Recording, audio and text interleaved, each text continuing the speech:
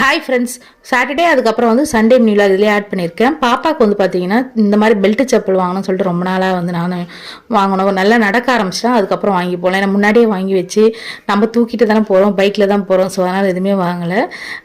Shoe மாதிரி அதுக்கப்புறம் இந்த கிராக்ஸ் மாதிரிலாம் வாங்கணும். ஸோ அதெல்லாம் அவங்களுக்கு செட் ஆகலை.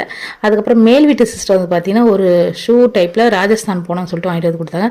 அது அழகாக போட்டு நடந்துட்டு இருந்தாங்களா, சரி ஓகே அதுவும் போட்டுக்கிட்டா இதுவும் போட்டுக்கிட்டோம்னு சொல்லிட்டு இந்த செப்பல் வாங்கினோம். அது வந்து பார்த்தீங்கன்னா பைக்கில் கூட்டு போனால் கீழே விழுந்துரும் போல்.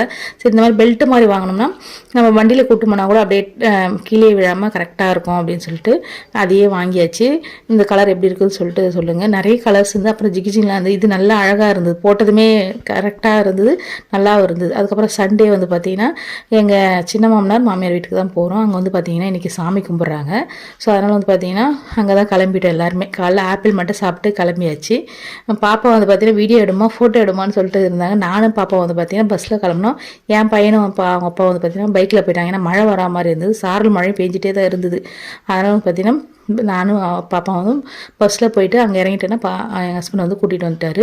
இது எங்கள் மாமியார். இந்த ஷூ தான் அவங்க வந்து வாங்கிட்டு வந்தாங்க, சூப்பராக இருந்தது.